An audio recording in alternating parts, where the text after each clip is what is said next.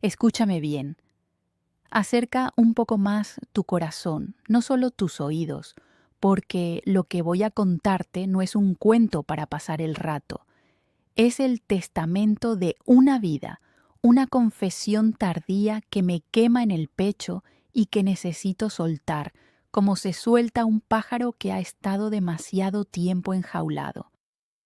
Mi nombre es María del Carmen y tengo 85 años. 85 primaveras, 85 inviernos. He visto el mundo cambiar de colores tantas veces que ya perdí la cuenta. He visto nacer y he visto morir. He amado con la fuerza de un huracán y he llorado con la persistencia de la llovizna.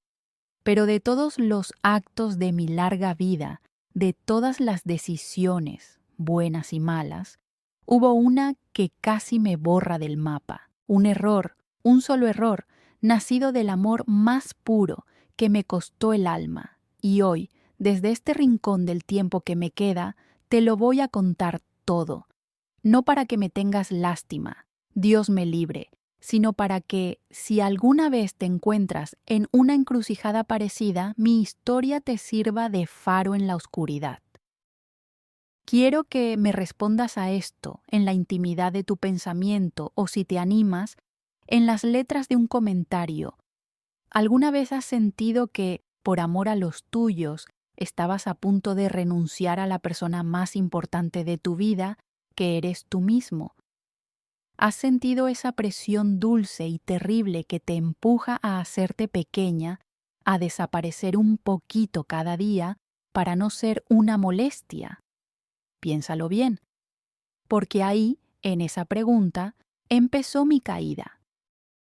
Mi vida, antes de la gran tormenta, era un tapiz tejido con hilos de sol y rutina. Vivía en mi casa. No una casa, no. Era mi casa. Cada grieta en la pared era un mapa de mis recuerdos. Cada baldosa suelta del patio era una nota en la sinfonía de mis días. La construimos mi Antonio, que en paz descanse, y yo, ladrillo a ladrillo, sueño a sueño. Él era el cimiento, fuerte y silencioso, y yo era las paredes que daban cobijo, el techo que protegía de las tormentas. Cuando él se fue, hace ya 15 años, el silencio de la casa se volvió ruidoso, gritaba su ausencia en cada esquina. Muchos pensaron que me derrumbaría, que vendería la casa y me iría a un lugar más pequeño, más manejable. Pero, ¿cómo iba a dejar el único lugar del mundo donde su risa todavía resonaba en el aire? Me negué. Aprendí a convivir con ese silencio, a llenarlo con mis propias melodías. El tic-tac del reloj de pared del salón, un regalo de bodas, era el pulso de mi independencia. El aroma del café recién hecho por las mañanas era mi primer acto de soberanía del día. Mis mañanas eran sagradas. Me levantaba con el sol sin prisas, abría las ventanas de par en par y dejaba que el aire fresco de la mañana limpiara los fantasmas de la noche. Regaba mis geranios, mis preciosos geranios que Antonio decía que florecían más por mis charlas que por el agua. Les contaba mis cosas, mis pequeñas alegrías, mis preocupaciones. Eran mis confidentes silenciosos. Luego, el desayuno. Una tostada con aceite y tomate, el periódico abierto sobre la mesa de hule de la cocina. Leía las noticias del mundo, las esquelas, los artículos de opinión. Me sentía conectada, parte de algo más grande que las 4 paredes de mi hogar. Era dueña de mi tiempo, capitana de mi barco. Si un día me apetecía pasar la mañana entera leyendo en el sillón de orejas, lo hacía. Si otro día me daba el arrebato de hacer un bizcocho de limón, la casa se llenaba de ese aroma a hogar y a fiesta. La casa siempre estaba preparada para recibir, aunque mis hijos, ya con sus propias vidas, sus trabajos, sus hijos, venían menos de lo que mi corazón anhelaba. La casa siempre olía a limpio, siempre había algo que ofrecer. Los domingos eran el gran acontecimiento. Se convertía en el epicentro de la familia. El ruido volvía a ser alegre. La risa de mis nietos correteando por el pasillo, el olor del estofado que yo preparaba desde el sábado, siguiendo la receta de mi madre. Yo era el centro de ese universo, la matriarca, la que escuchaba los problemas de todos, la que repartía consejos no pedidos pero siempre bien recibidos, la que tenía un beso y un plato de comida caliente para quien lo necesitara. Me sentía útil, necesaria. Mi identidad estaba anclada a ese rol, a esa casa. Yo era María del Carmen, la dueña de la casa de los geranios, la que hacía el mejor estofado del mundo, la guardiana de las memorias familiares. Mis manos, aunque ya manchadas por la edad y un poco torpes por la artritis, todavía sabían cómo amasar el pan, cómo coser un botón, cómo acariciar una frente febril. Tenía el control, un control sereno, natural. Era mi reino, y yo era una reina sabia y bondadosa. No necesitaba más. La soledad era una elección, no una condena. Podía elegir estar sola, disfrutando de mi compañía, o podía descolgar el teléfono y llenar la casa de voces. Esa libertad, esa simple y profunda libertad de elegir, era el aire que respiraba, y no sabía, ay de mí, no sabía lo frágil que era ese aire, lo fácil que era que te lo arrebataran, incluso con las mejores intenciones del mundo. Todo empezó de la forma más tonta, más inocente, como empiezan casi todas las tragedias, con un resbalón. Fue una tarde de otoño, mientras recogía las hojas secas del patio. El suelo estaba húmedo por la llovizna de la mañana. Un pie se me fue, el cuerpo perdió el equilibrio por un segundo eterno y caí. No fue una caída aparatosa. Más bien fue un aterrizaje lento y torpe sobre el césped. Un susto, un golpe en la cadera que me dejó un moratón del tamaño de un melocotón y el orgullo herido. Me levanté sola, sacudiéndome la tierra de la falda, y no le di más importancia. Pero mi vecina, la Amparo, lo vio todo desde su ventana y, con la mejor de las intenciones, llamó a mi hijo mayor, a Carlos. Y ahí se plantó la semilla de la preocupación, que es la raíz de la que crecen las jaulas más bonitas. Esa misma tarde tenía a mis 3 hijos en el salón: Carlos, el mayor, el pragmático; Elena, mi única hija, el corazón de la familia, siempre con el alma en vilo; y Javier, el pequeño, el que siempre me veía como a una figura de porcelana. Me miraban con esa mezcla de amor y pánico que solo los hijos saben componer. «Mamá, ¿estás bien? ¿Te has hecho daño de verdad?». Les aseguré que no era nada, que había sido una tontería, pero sus caras decían otra cosa. Vi en sus ojos como, de repente, yo había dejado de ser la matriarca fuerte para convertirme en una anciana frágil. La palabra riesgo empezó a flotar en el aire, pesada y pegajosa como la humedad. A partir de ese día, las conversaciones cambiaron. Empezaron de forma sutil. «Mamá, esta casa es muy grande para ti sola. ¿No te sientes sola por las noches? Deberíamos pensar en buscar a alguien que te ayude con la limpieza». Yo me defendía, con una sonrisa, con argumentos. «Hijos, estoy perfectamente. La casa me mantiene activa. Y no estoy sola, estoy conmigo, que es la mejor compañía que conozco». Pero mis palabras rebotaban contra un muro de preocupación bien intencionada. La preocupación es un veneno lento. Te lo administran en dosis de amor y por eso no te das cuenta de que te está matando por dentro. La presión aumentó. Ya no eran sugerencias, eran planes. Se reunían sin mí, para no preocuparte, y luego venían con las conclusiones. Hemos estado pensando, mamá. Lo mejor es que te vengas a vivir con nosotros. Al principio fue con Carlos. Tenemos una habitación de sobra, mamá. Estarás atendida, no tendrás que preocuparte por nada, solo de descansar y disfrutar de los nietos. Sonaba tan bonito, tan lógico. Elena llorando me decía: no podría dormir tranquila sabiendo que estás aquí sola, mamá. Si te pasa algo, nunca me lo perdonaría. Y Javier, mi niño, me cogía las manos y me decía: es por tu bien, mamá. Queremos cuidarte como tú nos cuidaste a nosotros. Y ahí estaba la trampa. El chantaje emocional más poderoso que existe. El amor. Te presentan la jaula como si fuera un palacio, un refugio.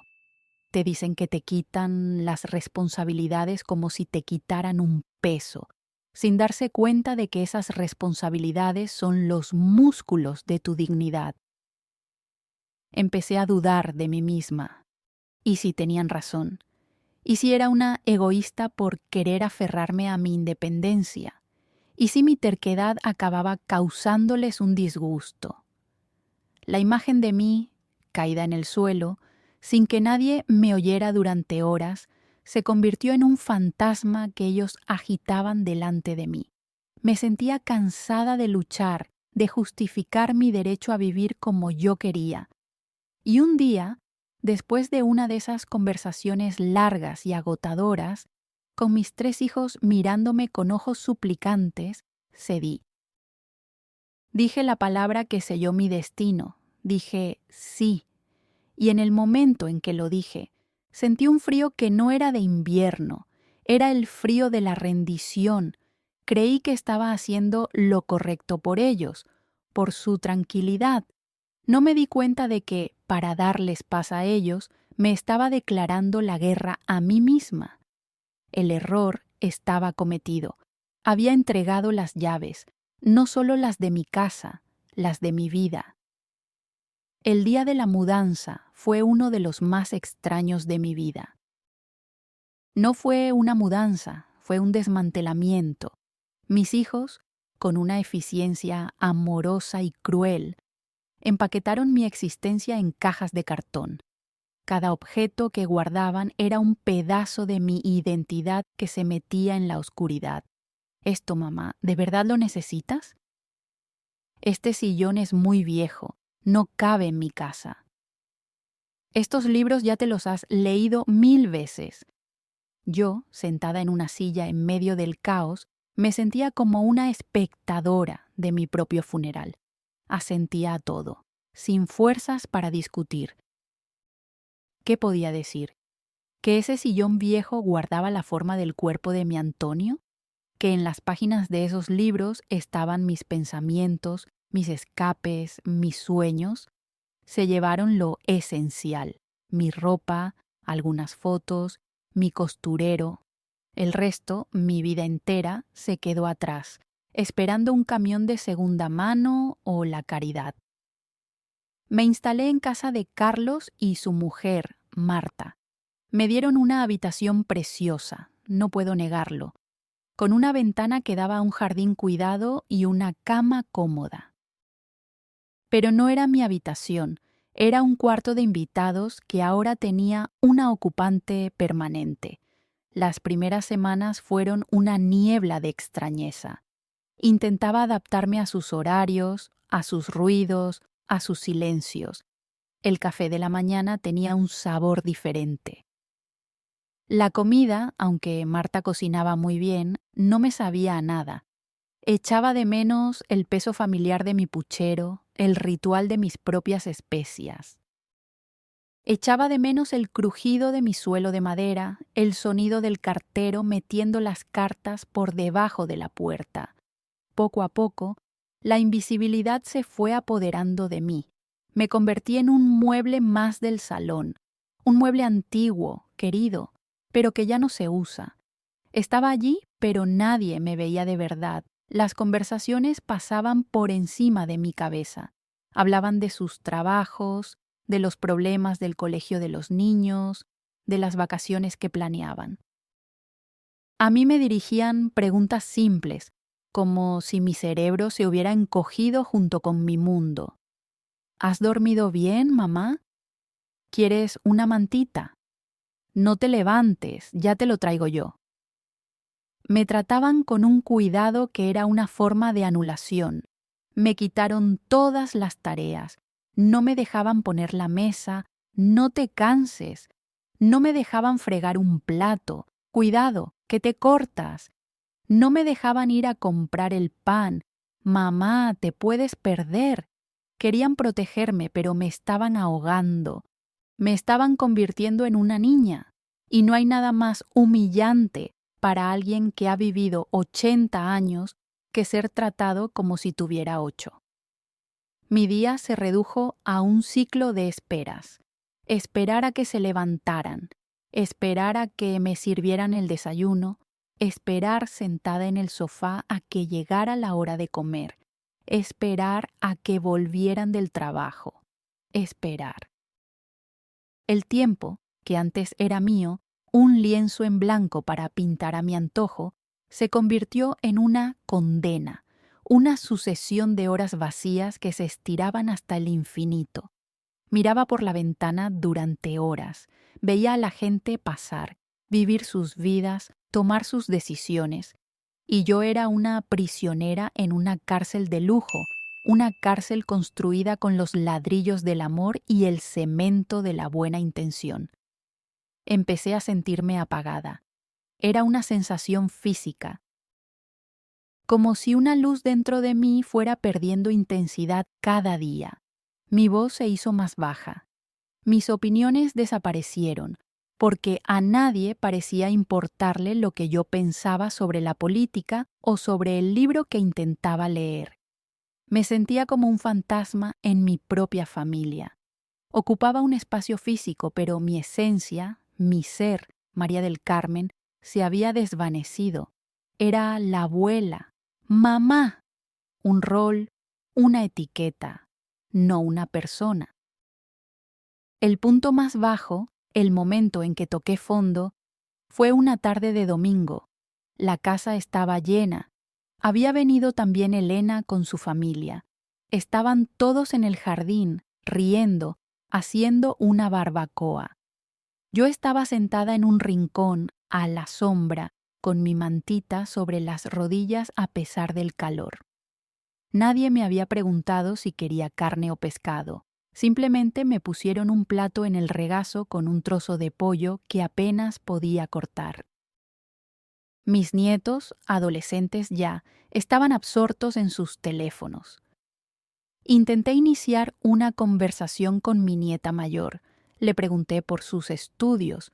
Me respondió con monosílabos, sin levantar la vista de la pantalla. Y entonces escuché a mi nuera, a Marta, decirle en un susurro a una amiga que había venido: «Pobrecita, ya casi no se entera de nada, se pasa el día en su mundo». Esa frase, «ya no se entera de nada», me atravesó como un cuchillo de hielo. Yo lo oía todo, lo entendía todo. Sentía todo. Sentía la humillación, la tristeza, la rabia impotente, pero estaba tan acostumbrada a callar, a no molestar, que no dije nada. Solo me encogí un poco más en mi silla, deseando ser invisible de verdad. En ese momento comprendí lo que significaba morir en vida. Mi cuerpo respiraba, mi corazón latía, pero yo, María del Carmen, la mujer que había construido una casa, criado a 3 hijos, amado a un hombre y regado sus geranios, estaba muerta, derrotada.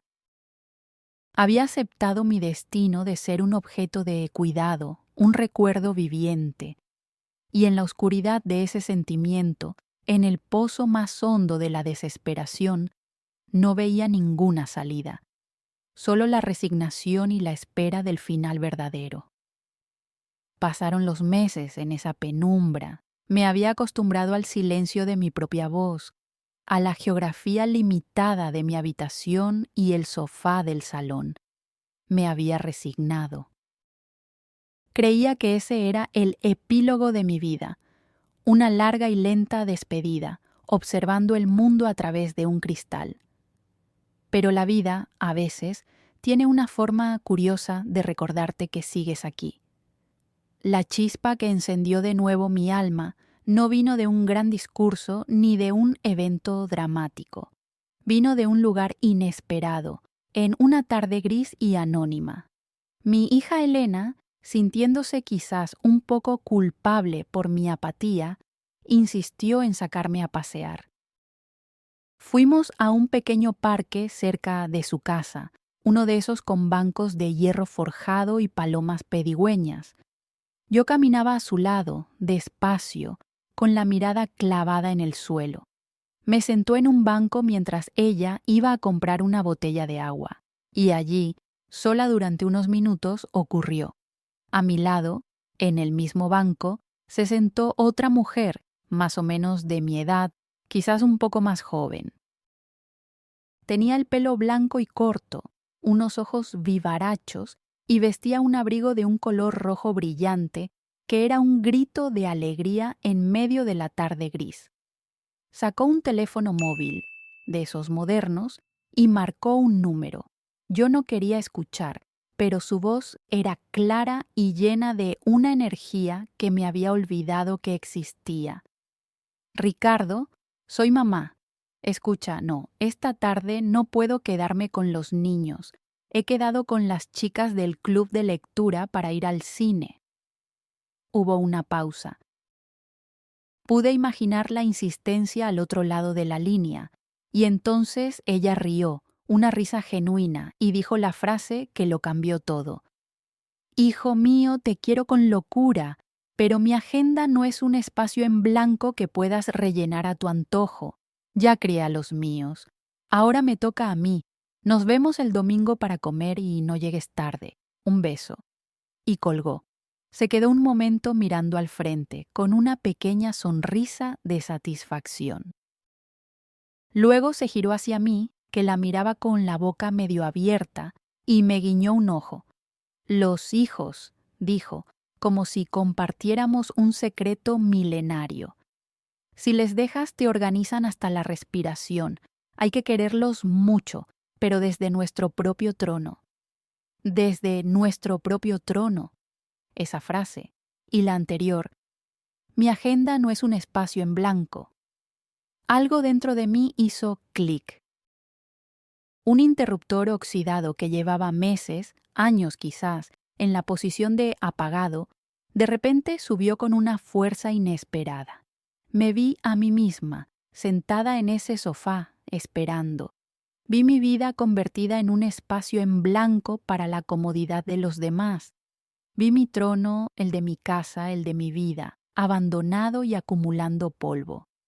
La mujer del abrigo rojo se levantó, me sonrió y se fue, contoneándose con una energía que envidié y admiré a partes iguales.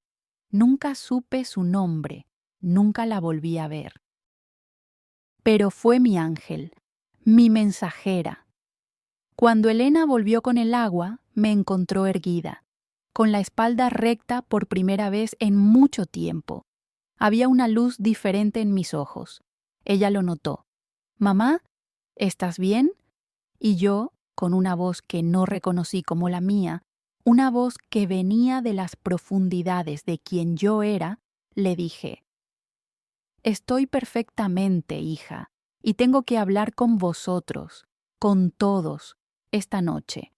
No era una petición, era una declaración. La rebelión de María del Carmen acababa de empezar, no con un grito, sino con la calma rotunda de quien ha encontrado de nuevo su centro. Esa tarde, por primera vez en mucho tiempo, no volví a casa de mi hijo como un fantasma. Volví como una mujer que tenía un plan. Esa noche sentí un nerviosismo que no experimentaba desde que mi Antonio me pidió matrimonio. Era el miedo a la batalla, pero también la euforia de saber que luchaba por una causa justa, la mía. Pedí a Elena que avisara a sus hermanos. Diles que es importante, que necesito que vengan después de cenar. Mi tono debió de ser lo suficientemente serio porque, a las 10 en punto, los tres estaban sentados en el salón de Carlos, mirándome con una mezcla de curiosidad y aprensión. Marta, mi nuera, se movía inquieta, ofreciendo cafés que nadie quería. Les pedí que nos dejara a solas. Quería que fuera una conversación de madre a hijos. Cuando la puerta se cerró, se hizo un silencio tenso. Yo estaba sentada en el sofá, el mismo sofá que había sido mi prisión, pero esa noche se sentía diferente. Era mi estrado. Respiré hondo, junté mis manos temblorosas sobre mi regazo y empecé a hablar. No usé un tono de reproche. Sabía que la culpa era un arma que se volvería contra mí. Decidí usar el arma más poderosa y a la vez más olvidada en mi arsenal, mi verdad. Hijos, empecé, y mi voz salió sorprendentemente firme. Quiero daros las gracias. Gracias por vuestro amor, por vuestra preocupación, por acogerme en vuestra casa. Sé que todo lo que habéis hecho, lo habéis hecho pensando en mi bien y en vuestra tranquilidad, y eso no lo olvidaré nunca. Hice una pausa, dejando que esas palabras se asentaran. Vi cómo se relajaban un poco. Pensarían que era un discurso de agradecimiento, pero entonces continué. Pero tengo que deciros algo más. Desde que dejé mi casa, he sentido que me apagaba. No es culpa vuestra, es culpa mía. Mía, por haberos dejado. Mía, por no haber defendido mi espacio. Mía, por haber pensado que mi felicidad era menos importante que vuestra tranquilidad. Miré a cada uno a los ojos, a Carlos, el práctico, a Elena, la sensible, a Javier, el protector. Os quiero con toda mi alma, pero viviendo aquí he dejado de ser yo. Me he convertido en una sombra, en una carga silenciosa. Y yo no soy una carga. Soy vuestra madre, sí, pero antes que eso, soy María del Carmen. Y necesito recuperar a María del Carmen antes de que sea demasiado tarde. El silencio que siguió fue atronador. Vi confusión en sus caras. Elena tenía los ojos llenos de lágrimas. Carlos fruncía el ceño, intentando procesar la información. Javier me miraba como si me viera por primera vez en meses. No quiero volver a mi antigua casa, continué, anticipándome a sus miedos. Sé que tenéis razón en una cosa. Es grande y quizás ya no sea segura para mí sola. Pero no puedo seguir viviendo de prestado en la vida de nadie, ni en la tuya, Carlos, ni en la de nadie. Necesito mi propio lugar, mis propias llaves, mi propio silencio. Pero mamá, ¿qué estás diciendo? ¿Irte a vivir sola otra vez? Saltó Javier alarmado. No exactamente, respondí con calma. He estado pensando, hay sitios, residencias de mayores, pero no una cualquiera, no un sitio donde me aparquen. Quiero buscar un lugar donde pueda tener mi propio apartamento pequeño, mi independencia, pero con la seguridad de que hay ayuda cerca si la necesito. Un lugar donde pueda tomar mis propias decisiones, decidir a qué hora me levanto, qué como, si quiero salir a pasear o quedarme leyendo. Un lugar que yo elija, un lugar que yo pague con mi pensión y mis ahorros. Un lugar que sea mío. La idea cayó como una bomba. Vi el debate en sus ojos. El miedo a que me pasara algo, el orgullo herido de sentir que habían fracasado en su cuidado. Pero también, y esto fue lo que me dio esperanza, vi un destello de comprensión, sobre todo en los ojos de Elena. He sido muy feliz siendo vuestra madre, concluí, con la voz quebrada por la emoción, pero firme en mi propósito.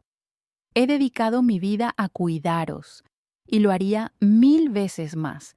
Pero ahora, en el tiempo que me queda, necesito cuidarme a mí. Necesito demostrarme que todavía soy capaz, que mi vida aún me pertenece.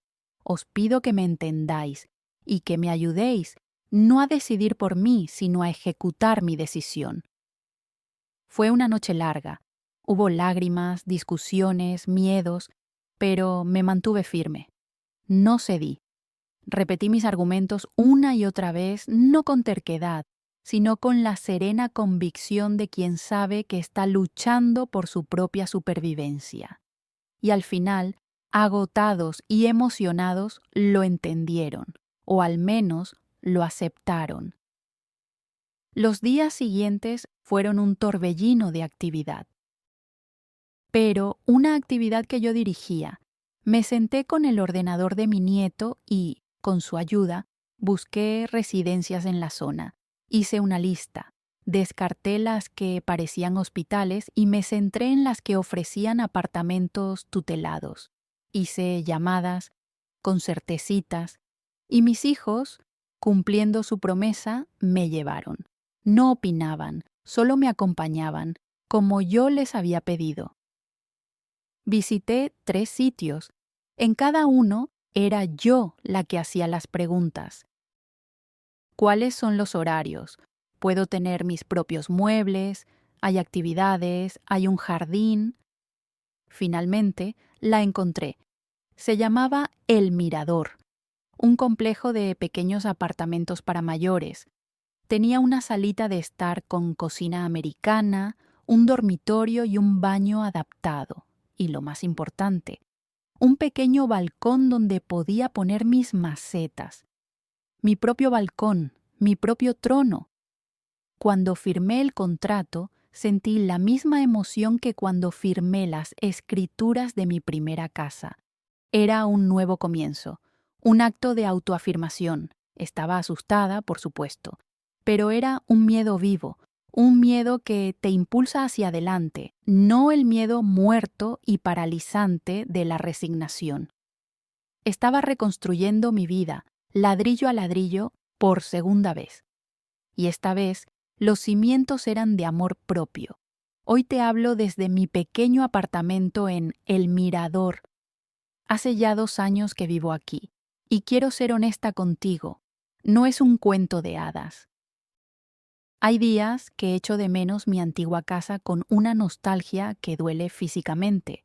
Extraño el olor de mi cocina, el tacto de la barandilla de madera de la escalera. Hay días en que la soledad me visita, como una vieja amiga melancólica. Pero hay una diferencia fundamental, una diferencia que lo cambia todo. Esta vida, con sus luces y sus sombras, es mía. Tengo una llave en mi bolsillo, la llave de mi puerta. Puede parecer una tontería, pero para mí, esa llave es un cetro. Significa que yo decido quién entra y quién sale. Significa que puedo cerrar la puerta al mundo cuando necesito estar conmigo misma. En mi balcón tengo 6 macetas de geranios, rojos como el abrigo de aquella mujer del parque. Los cuido cada mañana, les hablo como hacía antes, y florecen con una fuerza que me asombra. Mi rutina ha vuelto a ser mía. Me levanto a la hora que quiero, desayuno lo que me apetece, leo el periódico en mi pequeño sofá, un sofá que elegí yo, que pagué yo. 3 veces por semana bajo al jardín con un grupo de otras rebeldes, como nos llamamos en broma, y hacemos tai chi. Al principio me sentía ridícula, moviendo los brazos lentamente como si quisiera abrazar el aire. Ahora, ese movimiento lento y consciente me conecta con mi cuerpo, me recuerda que todavía está vivo y es capaz. He hecho amigas. Está Carmen, la que fue maestra, con la que discuto de política y de libros. Está Luisa, que me enseña a usar la tableta para ver fotos de mis bisnietos. Está Pilar, que tiene un sentido del humor a prueba de bombas y nos hace reír hasta que nos duele la tripa. Compartimos cafés, paseos, silencios. Nos entendemos sin necesidad de muchas palabras. Todas hemos librado nuestras propias batallas. Todas valoramos este pequeño reino de independencia que hemos conquistado. Mi relación con mis hijos ha mejorado de una forma que nunca imaginé. Ahora, cuando vienen a verme, no vienen a cuidarme, vienen a visitarme. Se sientan en mi sofá, les ofrezco un café hecho en mi cafetera y hablamos. Me preguntan mi opinión. Me cuentan sus cosas no como a una niña, sino como a su madre, como a una igual. Han vuelto a ver a María del Carmen. Han dejado de ver solo a la abuela frágil. Nuestro amor ya no está teñido de culpa ni de obligación. Es un amor más libre, más honesto. Me llaman por teléfono no para controlarme, sino para saber cómo estoy, para compartir una alegría. Y cuando me voy a dormir por la noche, en mi propia cama, bajo mi propio techo, siento una paz que había olvidado que existía. Es la paz de la dignidad, la paz de ser dueña de ti misma. No es la felicidad ruidosa de la juventud, no. Es algo más profundo. Es la serena alegría de saber que, a pesar de los años y de las cicatrices, mi vida sigue valiendo la pena. Y la estoy viviendo en mis propios términos. Esa, créeme, es la victoria más dulce de todas. Si has llegado hasta aquí, si has tenido la paciencia de escuchar la larga historia de esta anciana, es porque quizás algo de lo que he contado resuena en tu interior. Y por eso, quiero dejarte con la lección que me ha costado tanto aprender, el elixir que he destilado de mis años de dolor y de lucha. Mi gran error no fue la caída en el patio, no fue envejecer, no fue necesitar ayuda.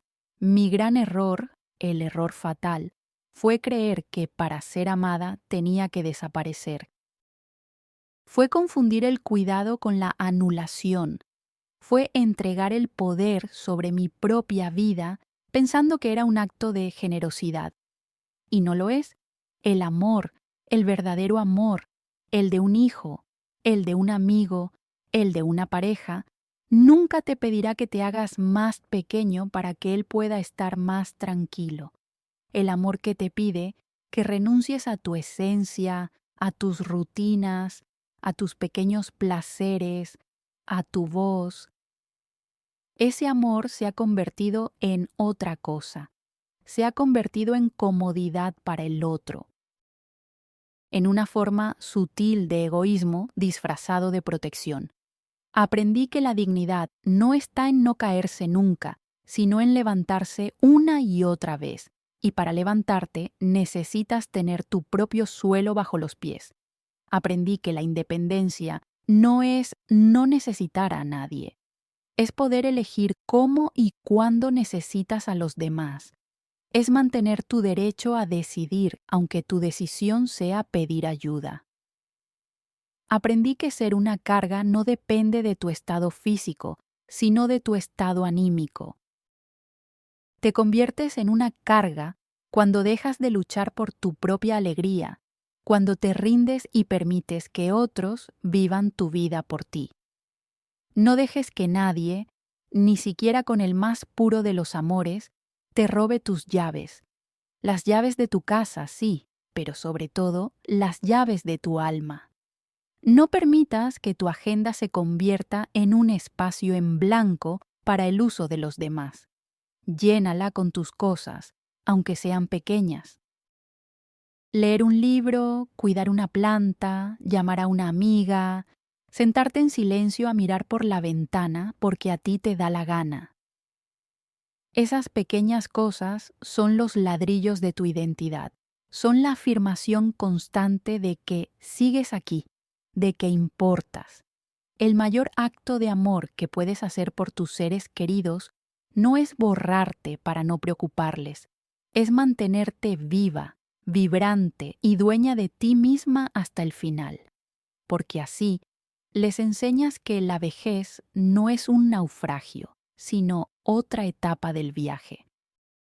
Y que en cada etapa el timón debe seguir en nuestras manos, y ahora te hablo a ti que quizás te sientes invisible, a ti que sientes que tu voz se ha apagado, a ti que te han convencido de que es por tu bien mientras te iban robando pedacitos de vida. Quiero que sepas que te veo, que entiendo tu silencio, tu cansancio, tu tristeza. Pero también quiero que sepas que dentro de ti, por muy oxidado que esté el interruptor, sigue existiendo una María del Carmen, un José, un Antonio, una Isabel, una persona completa, con una historia, con deseos, con derecho a un trono propio. No es tarde. Nunca es tarde para reclamar lo que es tuyo. No tienes que dar un golpe en la mesa, no tienes que empezar una guerra. A veces, la revolución más grande empieza con un pequeño no. Un no gracias, prefiero hacerlo yo. Un hoy me apetece comer esto. Un me gustaría salir a dar un paseo. Pequeños actos de soberanía, pequeñas batallas ganadas que te devuelven la fuerza. Tu vida, hasta el último suspiro, es tuya. No dejes que te la administren, vívela. Con tus achaques, con tus limitaciones, pero vívela. Pinta tus días con los colores que tú elijas, escucha tu música, lee tus libros, habla con tus plantas, y si sientes que has perdido las llaves, no te resignes. Búscalas. Están dentro de ti. En algún bolsillo olvidado de tu alma. Coge aire, endereza la espalda y empieza a caminar. Tu trono te está esperando. Por favor, no cometas mi mismo error. No entregues las llaves de tu alma. Nunca. Porque tu vida, créeme, tu maravillosa y única vida, importa. Y te pertenece solo a ti. Mi historia ya está sobre la mesa, desnuda y sincera, como un regalo para ti. Ahora te pido algo a cambio, no para mí, sino para que esta cadena de entendimiento no se rompa. Cada me gusta que dejas en este vídeo es un te entiendo, María del Carmen. Es una pequeña luz que se enciende en este rincón, diciéndome que mis palabras no se han perdido en el vacío. Si te animas a dejar un comentario, aunque solo sea una palabra, no solo me respondes a mí, le respondes a todos los que, en silencio, leen y se sienten igual.